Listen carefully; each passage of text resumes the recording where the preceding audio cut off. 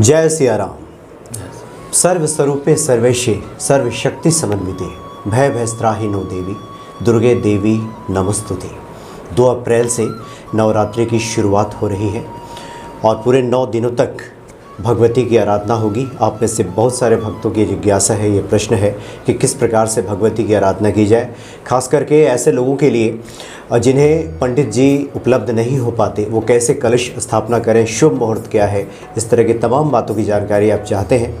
और ये सब बताने के लिए हमारे सामने उपस्थित हैं पंडित हेमंत कुमार द्विवेदी जी। स्वागत है आपका पंडित जी। नमस्कार। जय सिया राम।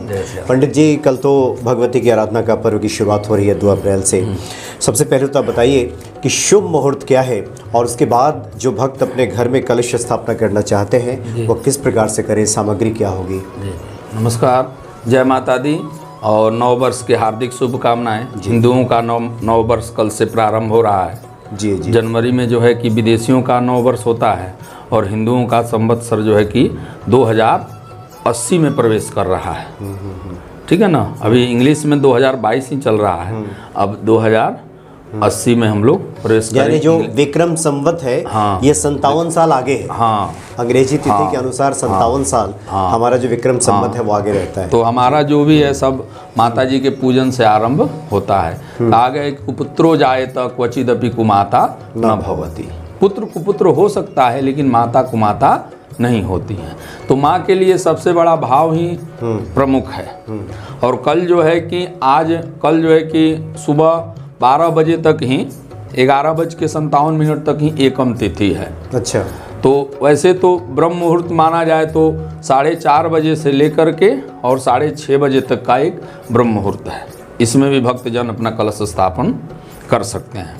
और दूसरा मुहूर्त जो है कि 6:30 बजे से लेकर के 8:30 बजे तक है। इसमें भी भक्तजन, यानी हम मान सकते हैं कि ब्रह्म मुहूर्त से लेकर के 8:30 बजे तक, हाँ, अगर पूरा देखा जाए तो उसमें कलश स्थापना किया जा सकता है। कलश स्थापना किया जा सकता है। और अभिजीत मुहूर्त जो है कि 11:32 से लेकर के 12:21 तक है। तो अभिजीत मुहूर्त में भी हम जो है कि कलश स्थापन कर सकते हैं। ठीक है ना जी जी। और कुछ लोग, वैसे तो दक्षिण भारत में राहु काल की मान्यता है, लेकिन आजकल अब उधर की प्रचलन के अनुसार इधर भी लोग कुछ मान रहे हैं। तो 10:30 से लेकर के और 11:57 तक राहु काल रहेगा कल। तो ये है कि 10 बज के मतलब 10:30 से लेके 11:57 के बीच में ये राहु काल की अवधि है। हाँ, और राहु काल में कोई कार्य शुरू नहीं किया, शुभ कार्य में। और आपने कहा कि दक्षिण भारत में पहले ज्यादा था, हाँ, उत्तर भारत के लोग थोड़ा कम। वैसे यहाँ नगण्य है। अच्छा। लेकिन अब भक्त मान रहे हैं, क्योंककि भक्तों का फोन आते रहता है कि पंडित जी राहु काल में मेरा कलश स्थापन नहीं होना चाहिए। तो इसलिए अगर जो लोग राहु काल को मानते हैं तो जो है कि 10:34 से लेकर के और 11:57 तक का समय राहु काल है। तो राहु काल की ऐसी मान्यता है कि जब राहु काल शुरू हो उस समय कोई शुभ कार्य शुरू नहीं करना चाहिए। तो मान लीजिए इनको समय न हो, वो 10:30 के बाद 10:40 से अपना कर सकते हैं। और कलश स्थापन के लिए मान लीजिए जिनको पंडित जी की व्यवस्था न हो तो कलश लाएं मिट्टी का, सबसे शुद्ध मिट्टी का ही माना गया है। नहीं तो तांबे का कलश लाएं और उसमें गंगा जल पहले डालें और उसके बाद जल डालें। पहले गंगा जल पहले कलश को धो लें, मिट्टी का हो या तांबे का हो। जिन लोगों को पंडित जी अवेलेबल नहीं है उन लोगों के लिए बता रहा हूँ। तो कलश लाएं बाजार से, वैसे मिट्टी का ही शुद्ध होता है। और मिट्टी का ना लाएं तो तांबे का कलश को पहले धो लें, फिर उसमें गंगा जल डालें और उसके बाद जल लें। शुद्ध जल भर लें कलश में और उसमें सुपारी, पैसा, लाल फूल, दुर्वा, अक्षत रखें। और उसके बाद जो है कि कलश के ऊपर एक ढक्कन होता है, ढक्कन रखें। ढक्कन में चावल को लाल रंग से रंग लें। ये जो सामग्री थी, फूल वगैरह बताया आपने, ये उसमें कलश में छोड़, हाँ, कलश में छोड़ दें। अच्छा। हाँ, और आम का पल्लव कलश में डाल दें। वैसे तो 5 पल्लव का विधान है, जैसे कि आम का, गूलर का, पीपर का, पाकड़ का, बर का, ये 5 पेड़ के पत्ते टहनी सहित होते हैं। 5 पल्लव जिनको कहा जाता है। लेकिन शहरों में अभाव है वृक्षों का, तो केवल आम का पल्लव ही कलश के ऊपर कलश में डालें और ऊपर से कलश का मिट्टी का ढक्कन रखें और उस पर नारियल को लाल चुन्नी में या लाल कपड़े से लपेट करके और रखें। नारियल को खड़ा नहीं रखा जाता है, नारियल का जो जड़ होता है उसको पीछे रखें और आँख वाला साइड आगे रखें, अपनी तरफ रखें। ऐसे पट करके नारियल रखें, जो आँख वाला जो जटा वाला होता है वो सामने रहे और जड़ जो है कि पीछे के तरफ रहे। तो ऐसे पट करके नारियल रखें जो लोग स्वयं से रखना चाहते हैं। और जो है कि अच्छे जगह से मिट्टी लाएं, साफ़ जगह से कंकड़ वगैरह साफ़ करके और मिट्टी में थोड़ा बालू मिला करके रेत, और जौ जो है कि जौ को धो लें पहले पानी में, और जो जौ पानी के ऊपर उठ जाए जिसमें बीज ना हो उसको निकाल दें और साफ जौ जो है कि जौ की बुआई करें और जौ को रखें, मतलब मिट्टी में मिला दें। अच्छा। और ऐसे कलश स्थापन करें। माता जी की मूर्ति जो है कि लाल कपड़े को बिछा करके उसके ऊपर स्थापित करें, और लाल फूल और गुड़हल का जो लाल फूल होता है वो माता को विशेष प्रिय है। गुड़हल का फूल माता को अर्पण करें। कलश पे भी, यज्ञों पे भी चढ़ाएं और मोली वस्त्र के रूप में चढ़ाएं, माला चढ़ाएं, जनेऊ चढ़ाएं, चंदन चढ़ाएं। पवित्र होकर के स्नान वगैरह करके लाल तिलक धारण करके ये सब कार्य करें। उन पे माता की कृपा अवश्य बनी रहेगी। जो भी कामना हो, जिस कामना से आप माता का पूजन करते हैं, माता उस कामना को पूर्ण करती है। जिन लोगों का पुरुष वर्ग हों, इनका विवाह नहीं हो रहा है, वो भी अगर माता का पूजन करते हैं और पत्नी मनोरमाम देहि मनोवृतानुसारणिम तारणिम दुर्ग संसारगस्य कुलोद्भवा, इस मंत्र का जप करें तो अति शीघ्र विवाह। अच्छा पंडित जी, आपने बताया, इसको अगर हम थोड़ा संक्षेप में भक्तों के लिए बताएं तो पहले लाल आसन बिछा दीजिए, आप स्वच्छ हो लें, आप स्नान आदि क्रिया से निवृत्त हो लें, लाल आसन बिछाएं, उस पर माता रानी को स्थापित करें, उनकी तस्वीर लगा दीजिए। और पंडित जी आपने जो बताया कि अच्छी जगह की मिट्टी लाइए, रेत मिलाइए, उसको गीला करके वहाँ पहले लगा दीजिए, और इसमें जो जौ जो शुद्ध ऊपर आ जाए उसको तो हटा दीजिए, क्योंकि वो उगेगा नहीं उगेगा नहीं, मृत जौ है एक तरह से। तो नीचे वाला जो है उसको उसमें मिला दीजिए। उसके बाद मिट्टी का कलश स्थापना कीजिए, पानी गंगा जल मिला करके, और आपने शुरू में बताया कि फूल, अक्षत, द्रव्य, पैसा उसमें डाल दीजिए। फिर ऊपर एक मिट्टी का ढक्कन रख दीजिए, उसमें पंच पल्लव ना मिले तो कम से कम आम का भी मिल जाए, उस पर रख दीजिए। दीप वगैरह जलाइए उस पर। बिल्कुल जी। और फिर आपने पूजा की विधि बताई कि उस पर जनेऊ वगैरह अर्पित कीजिए, और जनेऊ, चंदन, अक्षत और जो भी भोग हो, फल, मिष्ठान वगैरह सब एक थाली में रख करके माता जी को अर्पण करें और कलश को भी अर्पण करें। प्रतिदिन ऐसे ही कलश का पूजन करें रोज। अच्छा पंडित जी, जो कि बहुत सारे भक्तों की जिज्ञासा ये भी रहती है, जो कि हम लोग कार्यक्रमों में ही कई बार विद्वान पंडित जी लोग भी बता देते हैं कि पूजा करने के पहले गणेश जी की वंदना कीजिए, 9 ग्रहों की शांति कराइए, और उसके बाद जो प्रधान देवता हैं फिर उनकी पूजा कीजिए। तो ऐसे लोग क्या शुरू में फिर गणेश जी का आवाहन कर सकते हैं, पूजा कर सकते हैं, या फिर इस तरह का कुछ अगर कोई जो सरल विधि हो जो लोग कर सकें? देखिए, कहा गया है कि किसी भी पूजन से पहले गणेश जी का पूजन का विधान है। जी जी जी। तभी वो पूजन मान्य होता है। तो आप जब भी बैठे मंदिर में कलश स्थापन करने के लिए या किसी भी पूजन के लिए, तो पहले गणेश जी को प्रणाम कर लें। वक्रतुंड महाकाय सूर्यकोटि समप्रभ निर्विघ्नं कुरु मे देव सर्व कार्येषु सर्वदा। मेरा जो भी कार्य हो आपकी कृपा से निर्विघ्नता के साथ पूर्ण हो। तो ये तो है। अब अक्षत में, थाली में अक्षत रखें, फूल रखें, रोली रखें, कलावा रखें, जनेऊ रखें, ये सब रखें, और आचमनी से जल लेकर अपने ऊपर जल का छींटा लगा लें। और केवल पुंडरीकाक्ष पुनातु बोलने से ही आदमी सब प्रकार से शुद्ध हो जाता है। वैसे अगर मंत्र जानते हो या कोई पुस्तक हो तो ओम अपवित्रः पवित्रो वा सर्वावस्थांगतो विवा या जस्मरेतः पुंडरीकाक्ष सवा या भयंत्र शुचि। ये मंत्र है शुद्धि का। और आचमन का भी ओम केशवाय नमः, माधवाय नमः, नारायण नमः 3 बार बोल के जल पी करके हाथ धो लें, हस्तों पर प्रक्षाल लें। फिर थोड़ा आसन पे जल छीट दें, आसन की शुद्धि हो गई। फिर शिखा जो रखे हों शिखा बांध लें, गायत्री मंत्र के द्वारा शिखा बांध लें, और फिर चंदन लगा करके। कोई भी पूजा शुभ कर्म बिना चंदन का निष्फल माना गया है। अच्छा। इसलिए सबसे पहले स्नान उपरांत अपने आप को शुद्धि करें, फिर तिलक लगा लें, और तिलक लगाने के बाद ही ये सब कार्य प्रारंभ करें। जैसे मैंने बताया, सर्वप्रथम तिलक लगा लेना चाहिए। तिलक लगा लेना चाहिए। कोई भी पूजन कर रहे हो तो बिना तिलक का वो पूजन मान्य नहीं होता है।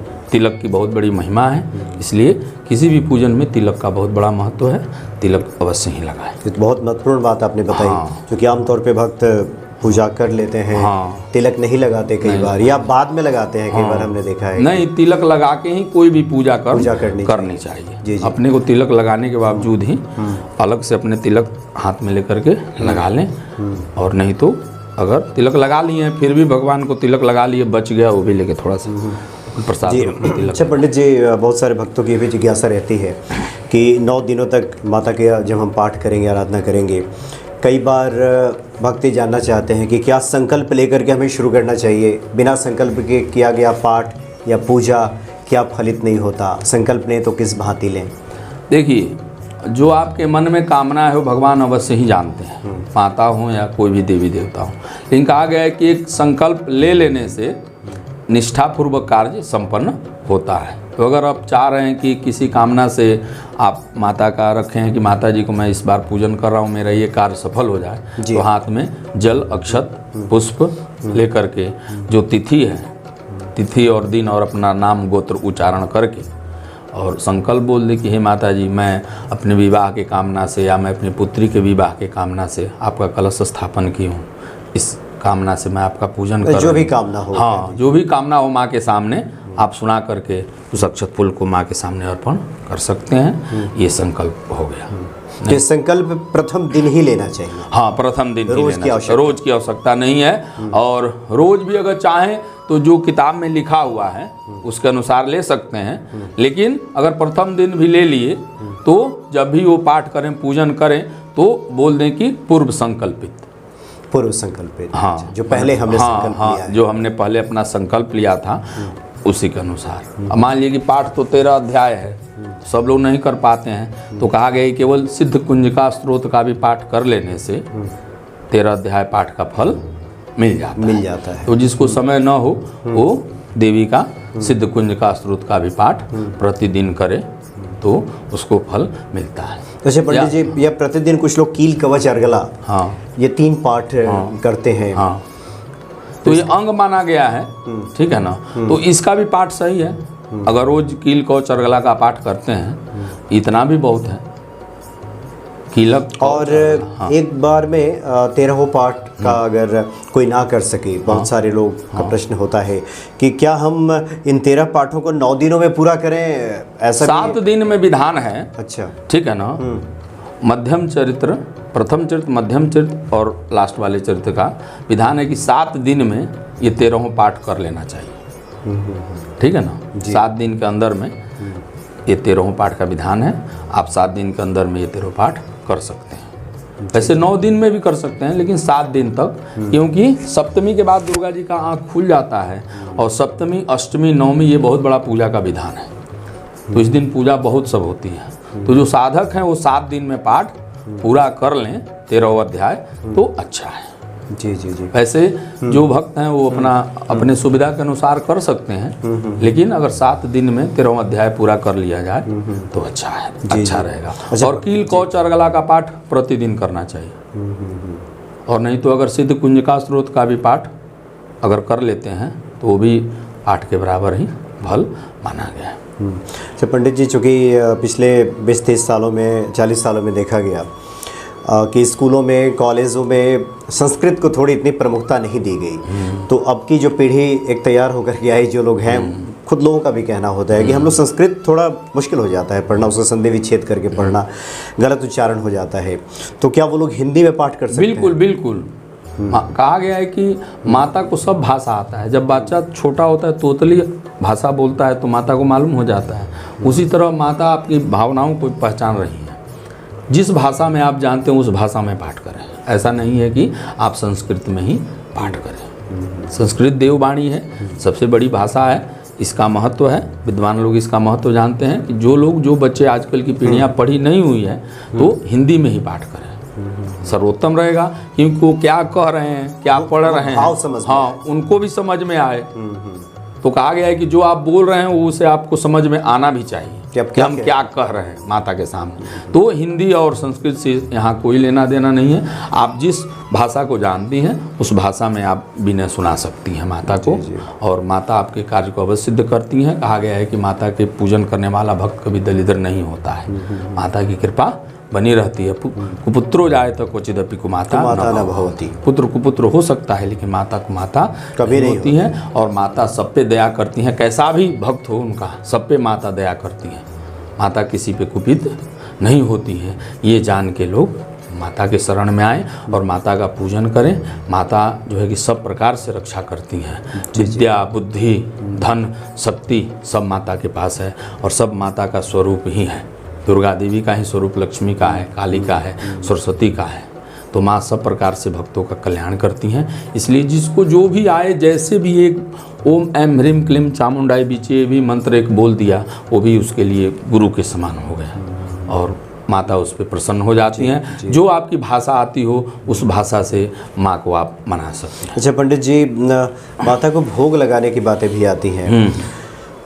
वैसे तो जो भोग समर्पित करें माँ स्वीकार करेंगे, भाव की भूखी हैं, लेकिन क्या अलग अलग दिन अलग अलग भोग लगाया जा सकता है? हाँ, कुछ ऐसा विधान है शास्त्रों में कि प्रथम दिन जो है कि शहद वगैरह या कुछ अलग अलग फलों का भोग का विधान है। लेकिन ऐसा नहीं है कि जो आप भोग लगाएंगे वो अमान्य या अनुचित है। जो आपके पास व्यवस्था हो, जिस फल का व्यवस्था हो, जिस मिष्ठान का व्यवस्था हो, आप भोग लगा सकते हैं। भोग में तुलसी दल छोड़ दें या नहीं तो लाल फूल डाल करके भोग लगाएं। ऐसा नहीं है कि जो भोग जिस दिन का है वही होगा, वही माता जी भोग लगाएंगे। और खान पान क्या रहेगा?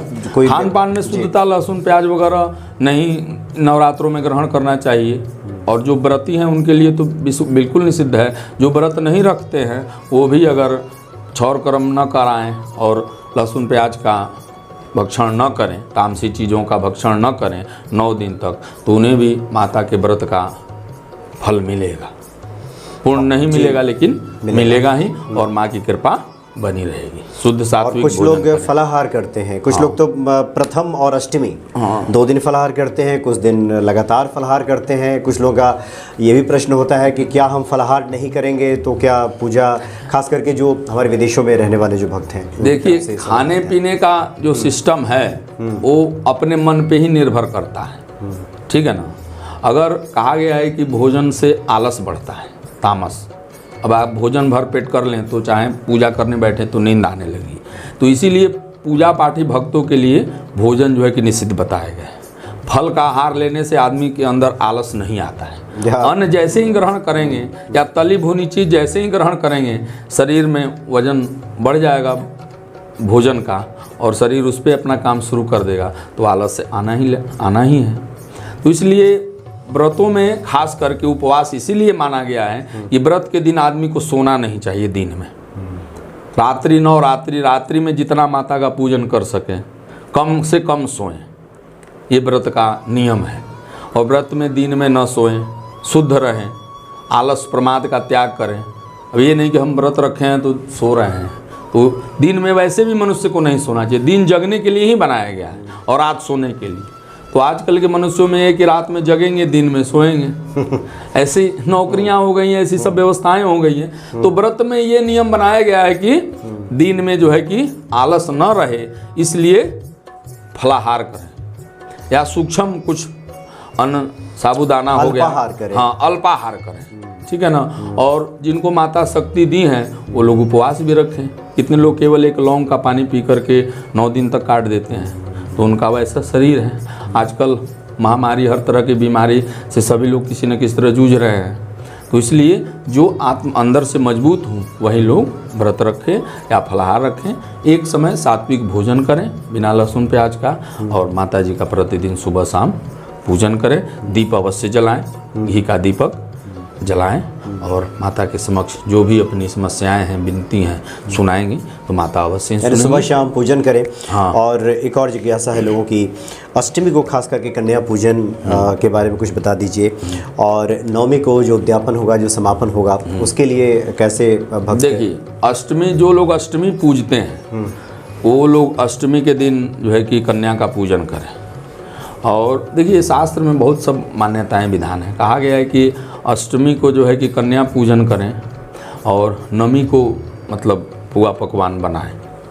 लेकिन जो लोग अष्टमी पूजते हैं तो अष्टमी के दिन ही माता कन्याओं को बुलाएं और उनका पूजन करें, पाँव धोएं और प्रक्षालन करें, फिर भोजन कराएं, दक्षिणा दें, वस्त्र अलंकार जो भी हो सब दें और ऐसे पूजन करें। जो लोग नवमी पूजते हैं वो लोग नवमी के दिन भी कन्याओं को बुलाएं, उनका प्रक्षालन करें और भोजन वगैरह कराएं, फल वस्त्र अन्न जो भी यथाशक्ति दक्षिणा दे करके।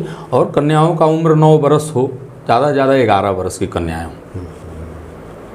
जितनी छोटी कन्याएं हैं उतना ज़्यादा महत्व है, बड़ी कन्याओं का उतना महत्व नहीं है। जितनी छोटी कन्याएं हैं 11-12 वर्ष तक की कन्याओं का पूजन करें। और विसर्जन जो है कि 10वीं को ही करें, नवमी को नहीं। नवमी को नहीं। विसर्जन मतलब जो कलश स्थापना, हाँ, जो कलश स्थापना आपने किया है, हाँ मूर्ति स्थापना किया है, तो नवमी को पूजन करें और उसके बाद 10वीं के दिन जो है कि उस कलश के जल को हर घर में छींटा लगाएं। नवमी को जिस दिन उस दिन कलश का वो हवन वगैरह जो करें, हाँ हवन वगैरह नवमी में करें। नवमी को हवन वगैरह सब कुछ करें और जो है कि व्रत जो है कि 10वीं में ही खोलें, ऐसा शास्त्रीय विधान है। क्षेत्रीय लोग नवमी में ही कुछ लोग व्रत खोल लेते हैं, कुछ लोग अष्टमी के दिन ही खोल लेते हैं, तो उनका 8 दिन का ही व्रत हुआ। 9वें वाले दिन जो खोल लिया तो 9वां भी पूरा नहीं हुआ, उसका भी 8 दिन का हुआ, अष्टमी वाले का 7 दिन का ही हुआ। तो शास्त्रीय विधान के अनुसार, वाराणसी के अनुसार, ठीक है ना, अगर नवरात्र का व्रत रख रहे हैं तो 9 दिन तक व्रत रखें, 10वें दिन विजयदशमी को पारण करें, ठीक है ना। समय है, नवमी तिथि खत्म, अगर 9वें दिन ही नवमी तिथि खत्म हो जा रही है तो 9वें दिन भी पारण कर सकते हैं। और अगर 9वें दिन नवमी तिथि खत्म नहीं हो रही है तो 10वीं को पारण करें और जो कलश है वो कलश का जल पूरे घर में छीटें और जो है कि जई जो है सबके कान पे लगा दें और जो है कि जल बाकी सब छीट के पौधे वगैरह में डाल दें और फिर जल घर में भर के उस जगह पे रख दें और माता का फोटो यथास्थान लगा दे जहाँ। हाँ। अच्छा पंडित जी, नवमी को किसी भी मंत्र से कुछ हवन कर लिया जाए, यानी जो लोग घर में करना ओम ऐं ह्रीं क्लीं चामुंडाय बीचे मंत्र से भी हवन कर सकते हैं या दुम दुर्गाय नमः कह के हवन कर सकते हैं। ओम दुम दुर्गाय नमः। हाँ, दुर्गाय नमः। जैसे प्रथम शैलपुत्री, द्वितीय ब्रह्मचारिणी, तृतीय चंद घंटेति, कुसुमांडेति, चतुर्थकम पंचम स्कंद मातेति, षष्ठम कत्यायनी च, सप्तम कालरात्रि महागौरीति चाष्टम, नवम सिद्धधात्री च, नौ दुर्गा प्रतिकृतिता उत्तेतानि नामानि। हाँ, ब्रह्मोत्तम। इस मंत्र से 9 देवी के नाम पे एक आहुति आप दे दें और नहीं तो केवल ओम ऐं ह्रीं क्लीं चामुंडाई बिच्चे से ही 9 बार अगर आहुति दे दिए तो हाँ बीज मंत्र है। और ये सारे मंत्रों का सार है, सप्तशती का सार है। सप्तशती में 700 मंत्र है, 700 मंत्र का सार ही है ये बीज मंत्र। इस मंत्र से हवन कर दें और जो नारियल है उस नारियल को अपने पास ही रख लें, जो नारियल उस पर रखा गया हाँ है कलश के ऊपर अपने हाँ, घर में अपने रख लें, किसी थाली वगैरह में या किसी लोटे में या कलश में चावल भर के उसमें वो नारियल को रख दें। और नारियल एक जो है कि अष्टमी को अगर कन्याओं को नारियल प्रसाद देना है तो एक नारियल खरीद के लाएं और माता जी को चढ़ा के उसे तोड़ करके वह नारियल बांट दें। और जो कलश पे रखा हो नारियल वो 1 साल तक घर में रखें, फिर अगले साल जब दूसरा नारियल आ जाएगा तो उसको रख के और इसको विसर्जन कर दें। अच्छा, वो श्रीफल माना जाता है। अपने आप जब वो सूख जाएगा जल उसमें का, तो नारियल में जब जल सूख जाता है तो उस नारियल को ही श्रीफल बोला जाता है। तो उसको अपने घर में माता का आशीर्वाद मान के रखें। और फिर 10वीं को आपने कहा कि उस दिन उद्यापन करें, विसर्जन करें। हाँ। और जो कलश स्थापना हमने किया है उसमें क्या कुछ प्रार्थना करें कि? हाँ, प्रार्थना ये करें कि माता जी हमने आपका 9 दिन तक पूजन किया है। पूजन में, मंत्र में, क्रिया में, विधि में, भाव में, जाने में, अनजाने में या किसी भी प्रकार से कोई त्रुटि हो गई हो तो माता जी क्षमा करें और इस पूजन को स्वीकार करें, मान्य करें। माँ आपकी सिर्फ भाव की भूखी है। आपका जितना बड़ा भाव होगा उतनी बड़ा आपको फल मिलने वाला है। माता जी आपके फल फूल और उसके भूखी नहीं है। माता के यहाँ सब भंडार भरा हुआ है। वो देखती हैं कि बच्चा हमारा हमारे लिए क्या कर रहा है। जैसे हम लोग हैं अपने बच्चे के लिए सब कुछ करते हैं, लेकिन बच्चा प्यार से एक बार पापा कह देता है तो हम लोग खुश हो जाते हैं। उसी तरह ये देवता हैं, देवी हैं, ये सब हमको दे रहे हैं, इनको हमसे लेने की ज़रूरत नहीं है। बस ये देख रहे हैं कि हमारी कितनी इज्जत कर रहा है, हमारे लिए इसके अंदर कितनी श्रद्धा है, क्या भाव है, क्या भाव है। भाव की ही प्रधानता है पूजा में। किसी भी देवी देवता का आप पूजन कर रहे हैं, उनके प्रति आपका भाव नहीं है तो पूजा निष्फल है। जी पंडित तो जी। इसलिए कहा गया कि जैसे हम अपने बच्चे का पालन करते हैं तो हम अपना ही पालन कर सकते हैं, लेकिन बच्चा जब बड़ा हो जाता है तो कुछ हमारे लिए करता है, भाव से करता है, तो हमें बड़ा अच्छा लगता है। उसी तरह देवताओं को भी अच्छा लगता है। माँ जगत जननी है, संसार की माता है, माँ को कौन दे सकता है? माँ के ऋण से कभी कोई मुक्त हुआ है? न हो सकता है। इसलिए माँ के लिए भाव ही प्रधान है, और हम हमारी भावना अगर माँ के प्रति है तो हमारे सर्व कामनाओं को माता पूर्ण करती है। कोई देवता नहीं सुनता है तो माता जी सुनती है।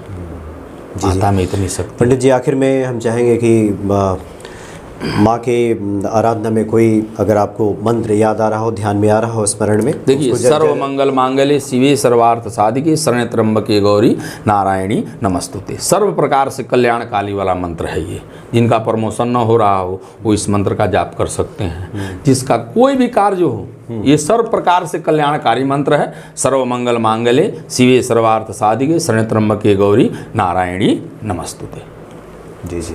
हाँ, सर्वस्वरूपे सर्वेशे सर्वशक्ति समन्विते भयभस्त्राहिनो देवी दुर्गे देवी नमस्तुते। अगर कोई रोग से परेशान हो तो उसके लिए रोगान शेषान पहंसि तुष्टा रुष्टा तुकामान सकलान भिष्टान त्वामाश्रितानाम न विपन्ननानाम त्वामाश्रिताः श्रिताम प्रयान्ति। ये मंत्र के जाप से रोग से मुक्त हो जाता है।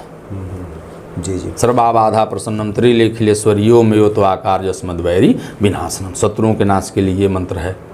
और बीमारी से और भी कोई परेशान है, महामारी से परेशान, तो ओम जयंती मंगला काली भद्रकाली कपालिनी दुर्गा क्षमा शिवा धात्री स्वाहा स्वधा नमस्तुते। इस मंत्र का भी जाप करें। देहि सौभाग्य माँ आरोग्यम देहि में परमम सुखम रूपम देहि जयम देहि जशो देहि दिशो जही।